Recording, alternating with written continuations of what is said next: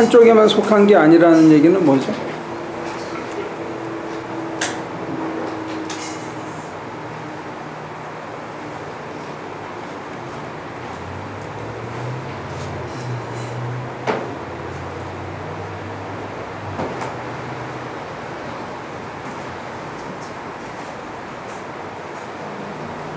중개는 뭘 중개한 거죠?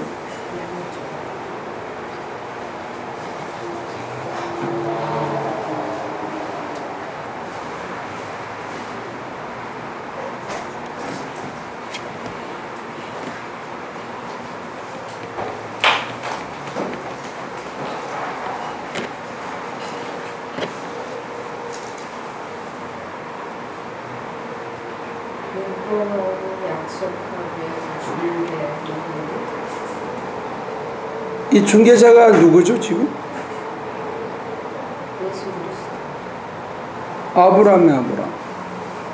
아브라함이라고 중개자가. 예. 16절을 다시 한번 보세요. 그런데 하나님께서 아브라함과 그 후손에게 약속을 말씀하실 때 마치 여러 사람을 가리키는 것처럼 후손들에게라고 말씀하시지 않고 단 한 사람을 가리키는 뜻으로 너의 후손에게라고 말씀하셨습니다. 그러니까 중개자는 아브라함이고, 아브라함에게 뭘 줬어요?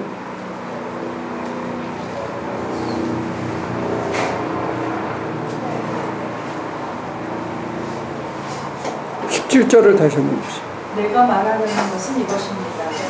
하나님께서 이미 맺으신 언약을 430년 뒤에 생긴 율법이. 잠깐만요. 여기서 언약이 카비넌트잖아요. 이게 인과 N입니다. 카비넌트가 있고 로고가 있어요. 여기는 언약으로 돼 있어서 우리가 좀 그렇게는 율법이에요. 율법은 작게는 10계명을 뜻하고 크게는 5경을 뜻합니다. 특히 여기서 얘기하는 것 중에 하나는 신명기를 합니다. 그전에는 레위기, 제사에 관한 법. 어떤 게 먼저냐? 바울의 논조는 언약이 먼저라는 거예요. 이 언약은 누구를 통해서 줬다? 아브라함을 통해서 줬다. 율법은 누구를 통해서 줬다? 모세를 통해서 줬다. 이 율법은 지키는 거예요. 여기는 배는 거예요. 바치는 겁니다. 나를 통째로 드리는 거예요.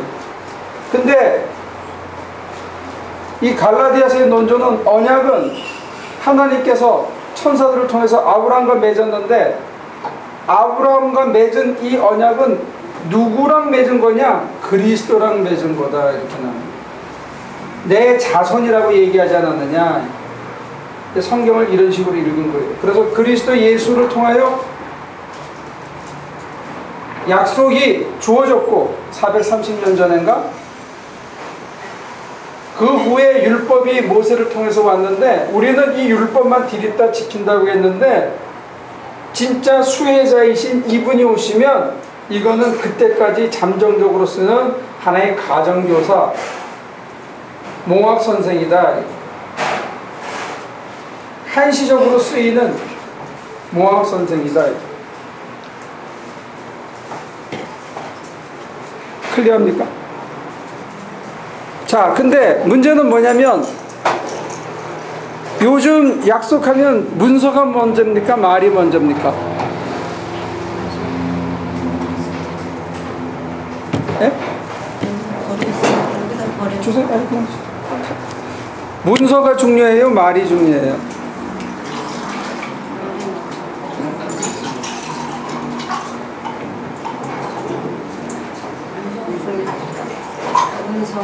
문서가 중요하죠.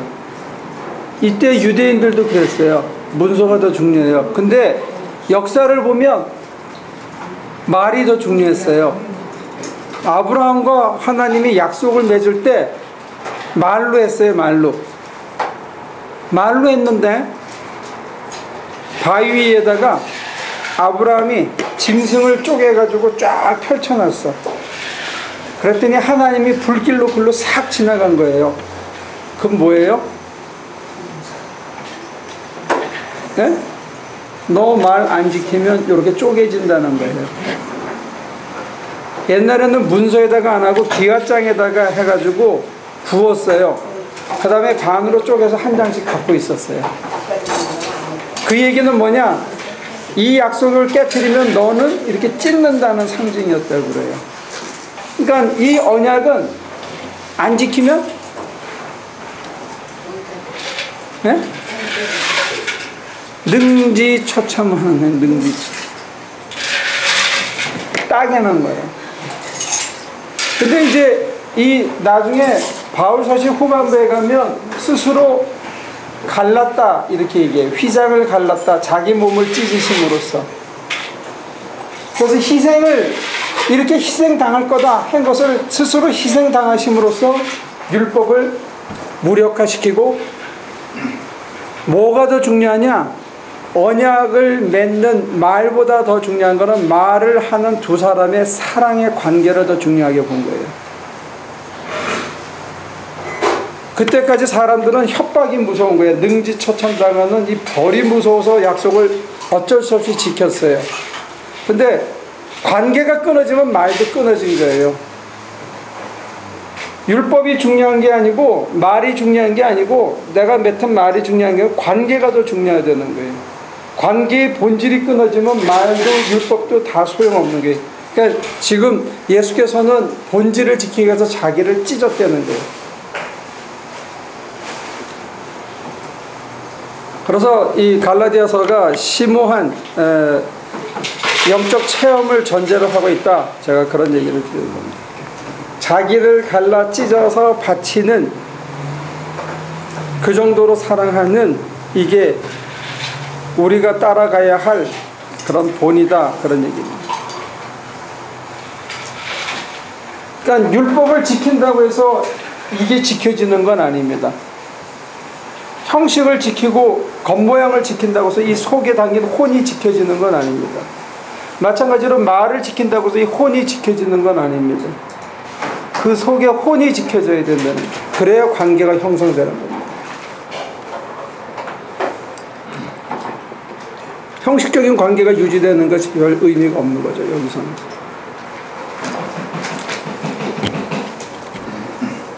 됐습니까? 그래서 이게 가정교사라는 거예요. 여기까지만. 그럼 우리가 배우는 거는 사실은 모세를 통한 것을 배우는 것도 아니고 아브라함을 통해서 하는 것도 아니고 여기는 여기까지 양쪽에 속한 거예요. 예수에게 오기까지 양쪽에 속한 존재예요.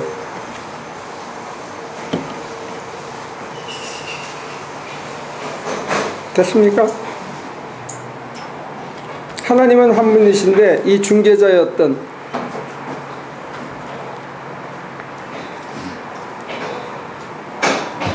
약속하신 자손이 오실 때까지 죄를 밝히시려고 덧붙여 주신 것, 이게 율법입니다.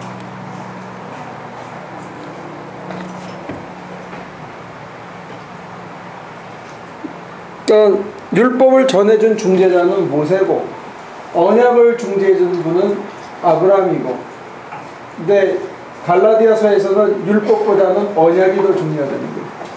언약의 핵심은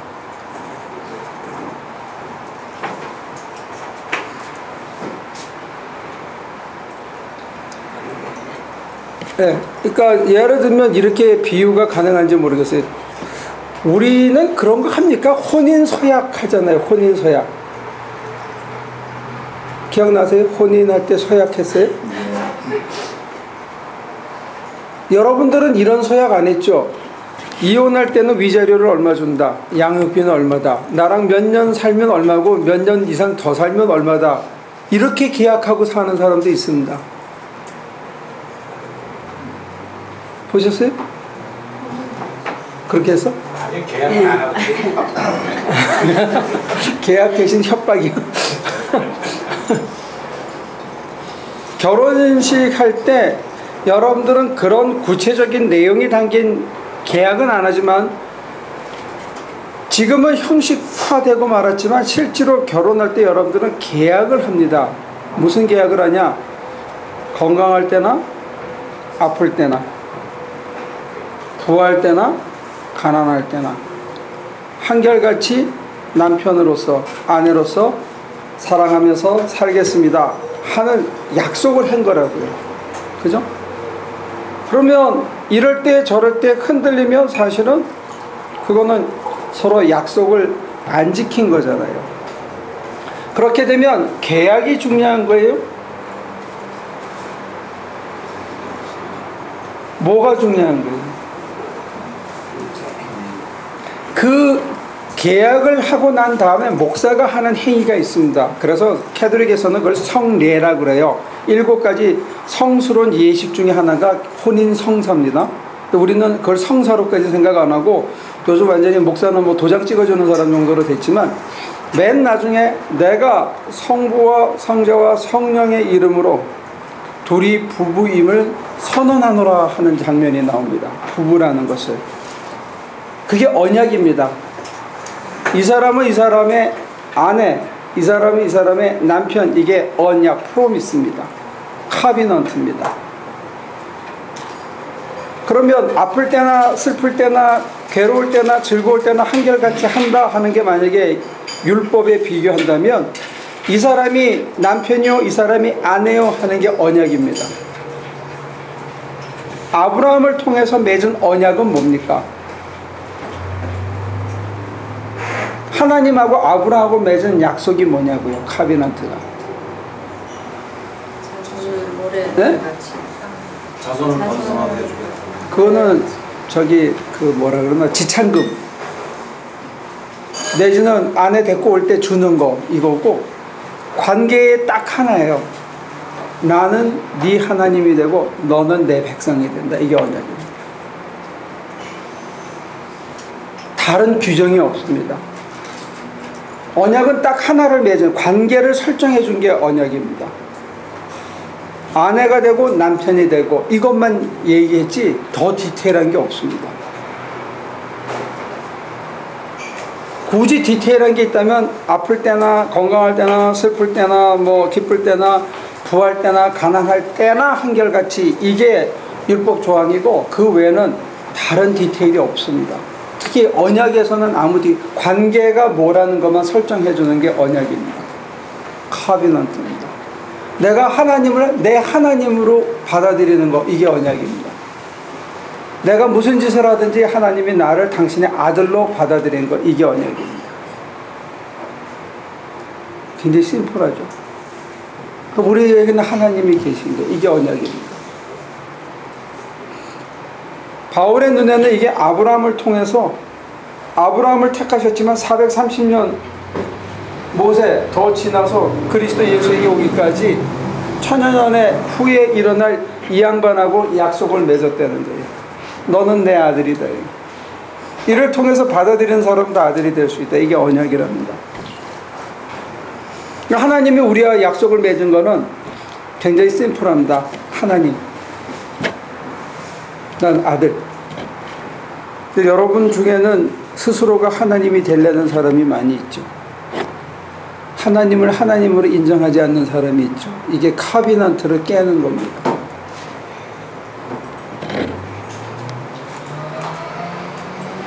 하나님을 하나님으로 인정하지 않는 이해가 뭡니까?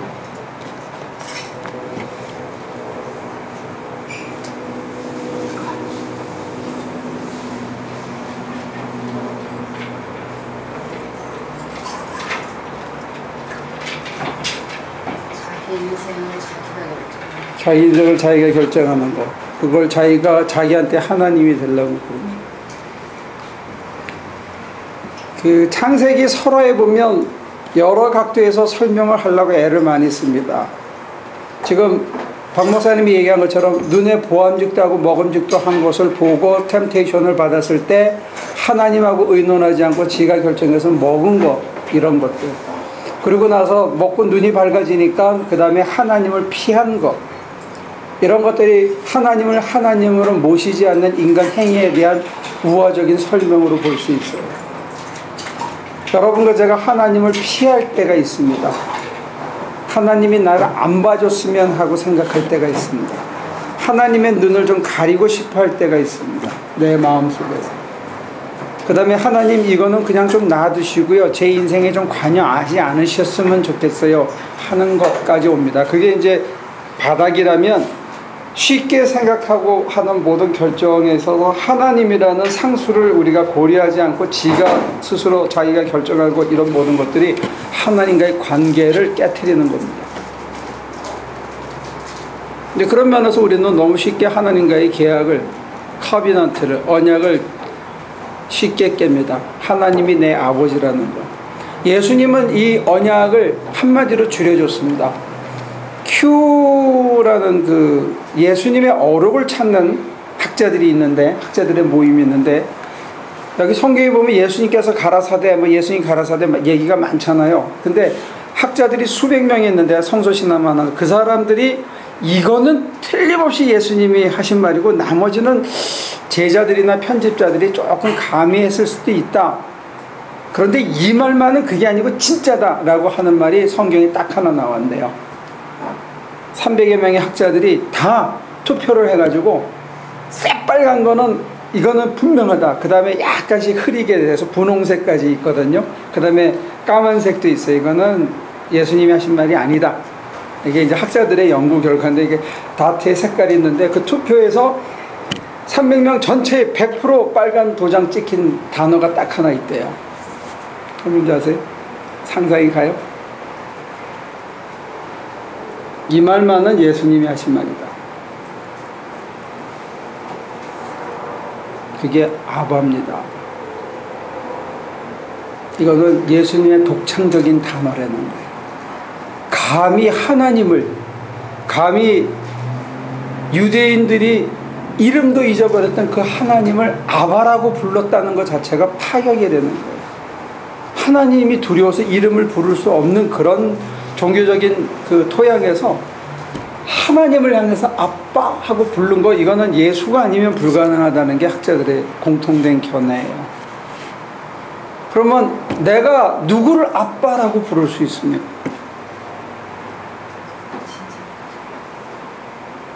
어떨 때 내가 아빠라고 부를 수 있고, 그러면 그분은 나를 어떻게 여긴다고 생각할 수 있어요? 이게 커비넌트입니다. 예수가 다시 재제정한 커비넌트가 아빠입니다.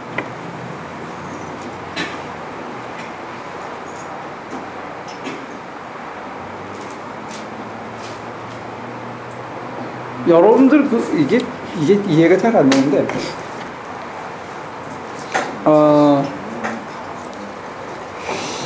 언제 결혼하고 여보라고 나와요? 요즘 뭐 오빠가 대세라며. 여보, 이게 자연스럽게 나올 때가 언제예요? 급할 때? 아니, 결혼하고 얼마나 있다가 여보라는 소리가 나오나?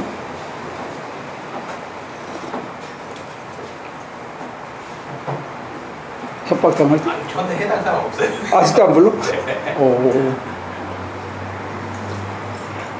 그쪽에서도 안 부르고? 네, 저희는 그냥 이름으로. 맘먹자 이건가?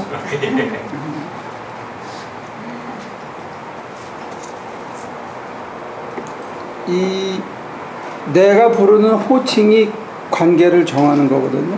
호칭이 굉장히 중요합니다. 그런데 우리는 이걸 막 애들한테 가르치는 것도 있지만 애들이 제일 먼저 배우는 단어 중에가 마마, 엄마 이 비슷한 단어.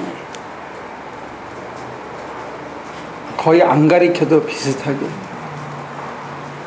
태어나면서 부르는 이름입니다. 그 중에 하나가 아빠입니다. 우리가 그런 혼이 하나님을 향해서 있냐 이거죠. 정말로 아빠라고 내가 여기느냐. 요즘 저는 이제 얼마 전부터 종종 아버님 생각이 진하게 날 때가 있어요. 저 아버지하고 가깝지 않았거든요.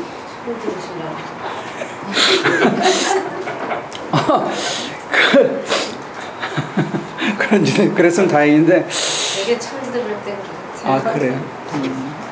그래요? 워낙 오래 떨어져서 살았어요.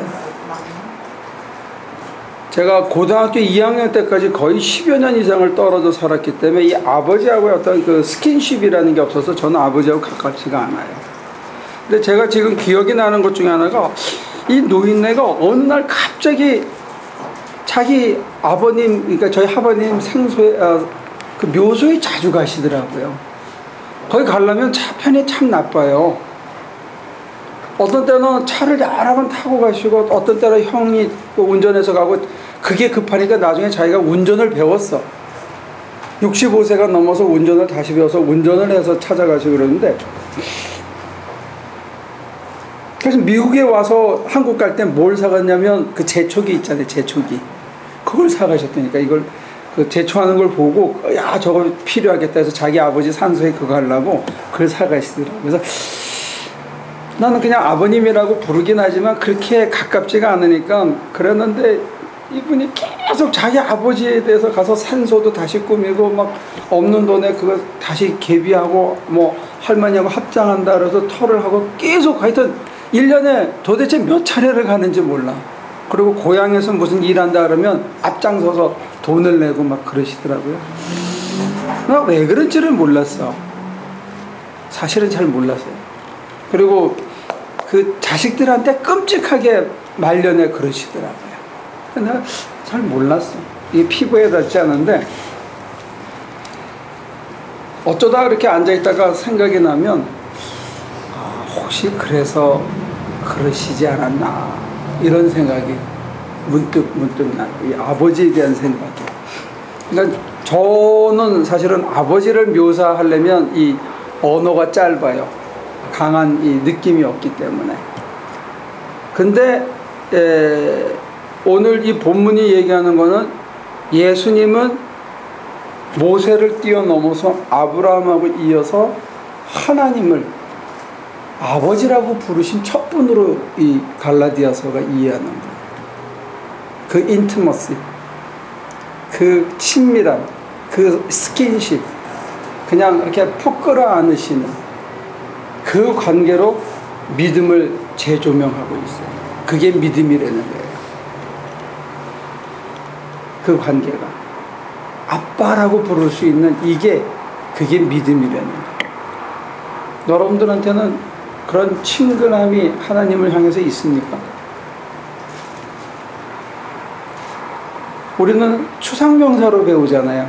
하나님은 사랑이시고 하나님은 무소부재하시고 권능이 넘치시고 뭐든지 다 들어주시고 이렇게 하지만 예수님께서 가르치셨던 그 코어, 핵심은 우리가 생각하는 것보다 훨씬 더 심플하고 더 단순한 거예요.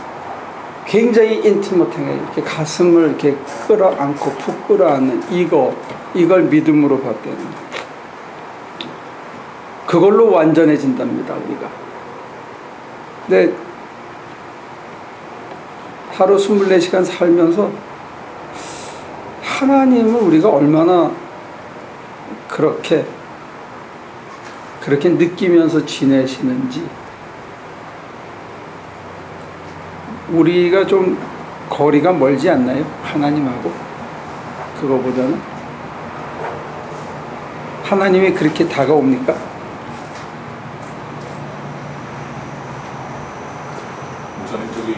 예수님이 하나님을 아버지라고 부르는 성경이 어디 있죠? 근데 그 영어에도 그냥 예, 그게 아바라고 나오잖아요. 네. 그러면은 예전에 예수님이 쓰실 때는 아람어가 아바라고 불렀대요. 아바. 예. 그게 뜻이 아빠. 예. 감히 그렇게 부른 것 자체가 그게 비슷하죠, 저희 아빠하고. 거의 비슷한 그런 거 많죠. 아바.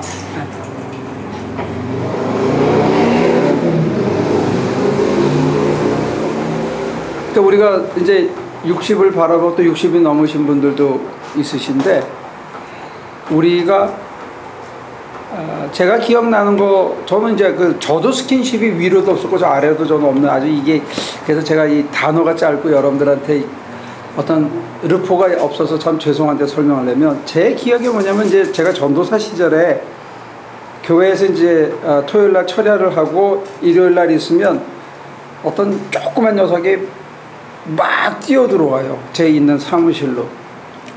제가 갖고 있는 인티머시에 대한 그 유일한 현실적인 이해는 그것밖에 없습니다. 지아버지가 거기 있는지 어떻게 알고 하여튼 총알같이 달려와가지고 끌어안기는 그게 이제 저한테 갖고 있는 현실적인 아빠라는 감각이에요. 그러고는 이제 저는 사실은 잘 없어요. 필름이 끊긴 겁니다. 그러니까 누가 술 먹으면 필름이 끊겼다듯이 저는 이게 단절되어 있는 상태인데, 여러분들이 그 감각이 있는지 모르겠어요. 여러분들의 딸이, 여러분들의 아들이 막 달려와서 맨살에 이렇게 칵 끌어안기는, 그걸 우리가 24시간 하나님을 향해서 갖고 있는지, 그게 믿음이라는 거예요. 그 상태를 유지하는 것이 우리를 완전케 해준답니다.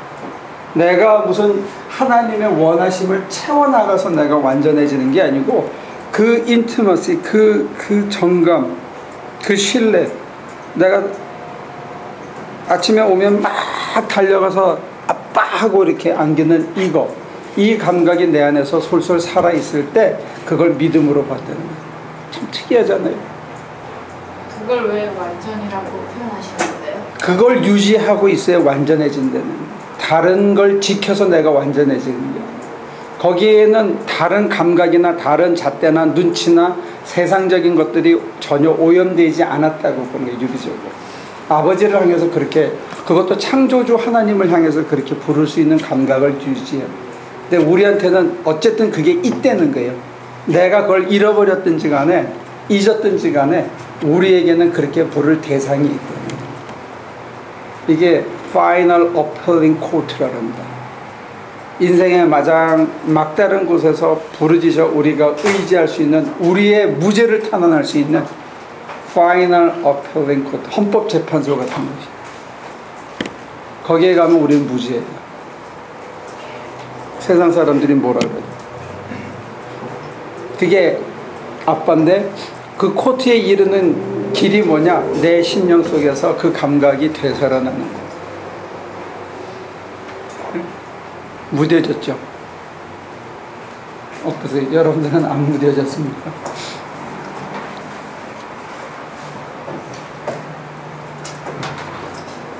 그러니까 구약을 믿는 사람들에게 이렇게 얘기하니까 진짜 황당한 거예요. 갈라디아서가. 근데 제가 또 여러분들한테 이렇게 해석하니까 여러분들도 좀 황당하죠. 이게 믿음인가?